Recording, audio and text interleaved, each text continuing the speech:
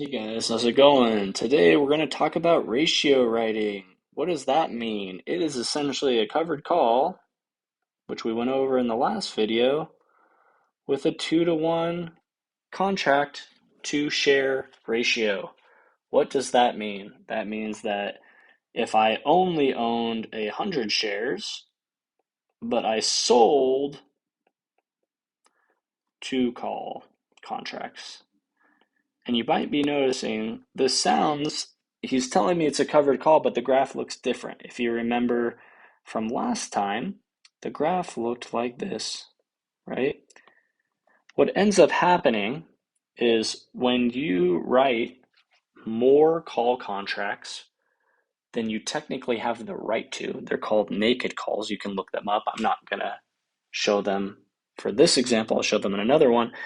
This arrow right here essentially starts kicking down, but it widens out your break even. Let's talk about what the benefit is. The major benefits of the call contracts, the major benefits of the call contracts in a 2-to-1 ratio, right, is that guess what? You make more money if it works out for you, right? So you make more, but you have more upside risk, right? So again, our last guy looked like this. Oh, right. So our last guy looked like this, where it was flat, and now it's kinked down, right? What does that mean? Let's go through an example. Let's say I have 1,000 shares of SPY at 440 bucks, right? But I sell 20 call contracts. Last time we just sold 10, right? If I did just sold 10, I'd be flat. It's the fact that I sold another 10, and all of a sudden I have this downward sloping. You call it a downward facing dog if you'd like, right? We could do yoga. And I write 2 points a contract. That's just dollars, right? So this is $2 per contract. The word points is just synonymous in many cases, or people will use the word points like basis points. These are not basis points. These are just dollars. Let's go through the various scenarios and what the difference is, right? So just looking at the graph, right, this guy still looks the same, right? I still remember this guy. Like if the stock goes down, no matter what, I lose money, right? That totally makes sense, right? I have 1,000 shares of SPY. If it goes down, just like I own stocks any other time it goes down. So this I wrote this in orange, uh, and I wrote, kind of blatantly, right? I could have wrote nicer words, but screw it. I was going to lose on SPY anyways, right? You were, right? If the market was going to go down and you owned 1,000 shares of SPY, you lost money anyways. I'm not that worried about this left half of the graph here. What I'm more worried about is the right half, right? Because last time I had this defined risk and I just didn't make more. But this time I'm officially going to lose dollars even if the market is going up, right? So we can go through the break evens and everything, but rather than having this defined number and just sitting at it, right? I am now going to lose money if I go above it. But what's the benefit? Let's go through it relative to the last scenario, right? So we have the low break even, right? You can see that the call expires worthless. I get 4,000 bucks, right? So my best case scenario, right, is anywhere, I don't want to say anywhere, but right, this is where I'm profiting, right? And this top number is 4,000 bucks, right? So this guy was a much closer option. That's why he's so cheap. The other ones were like a month out. This was like a week or two out. I should have put the date, so I apologize for that, but just roll with me. So I got 4,000 bucks, right? As long as the market just remains between this 436 and this 446, nothing happens um, to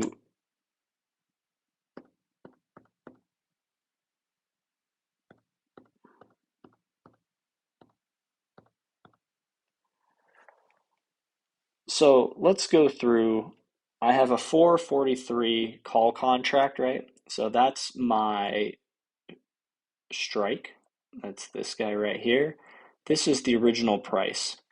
So if the market goes above 443, which is this whole guy over here, right? But it doesn't go to 446, I'm gonna have to sell some options and give up some cash, right? But at the same time, it's not that big of a deal. Why? Because I netted 4 grand, right? So this came to my account immediately, right? So anywhere up to 446, I'm still positive I got a good trade out of the matter. The bad part is if the market rockets again, like let's call it to like $500, right? I am now losing, right? And why am I losing? Because I have 10, right? I have 10 naked calls. Right? And people use the word naked because you are just eating into cash at that point. You have no shares to give away. When you lose on a covered call or whatever, you have to hand your shares away. When you lose on a ratio right badly, you do give up this upside potential and you're just going to eat cash, right? So if the market goes really haywire to 500, you're going to give up your 1,000 shares and then you're going to give up however much cash is determined where the market ends over here. So that's the downside. The benefit is this is essentially, I don't want to call it a 2 to 1, right? But you're making 2 to 1 on the dollars and your break even is much wider, right? So on the other break evens, I had like $1 here and $1 here before I lost money. Here, I got a full $4 here and a full 650 before I lose anything, right? So on 440 bucks, right, like a full percent, right? If the market rallied a full percent, which it definitely can, right? A full percent is $4.40, right? So the market would have to go up more than a whole percent over the course of, I think this was like a 2 week out option. Over the course of 2 weeks for me to start losing money. Possible, yes. But if not, right, I end up at this pinnacle where I netted 4 grand, did nothing. I hope that explains it. The upper break evens are a little bit, the upper break evens a little bit harder to calculate. I'll let you read through this guy individually for the math, right? But I'm forced to sell at 443 because I lose my options, right? I lose my shares, right? So I was plus 3,000, right? So I was plus 3,000 between 440 and 443. I get to keep my option premium. That's cool, right? So I'm up 7 grand there. And since I'm up 7 grand, the question becomes what does the contract have to be worth to make me break even? Well, the contract's got to be worth 350. Okay, so if I do 350 plus 443, that's where I get my 446.50 right here. All right, guys. I hope that gives a rough intro to ratio writing. Again, I know I'm skipping over a lot, but there's a lot of stuff that you can learn on your own and a lot of things that you can dig into. Please let me know if you have any questions. I appreciate it. Thanks.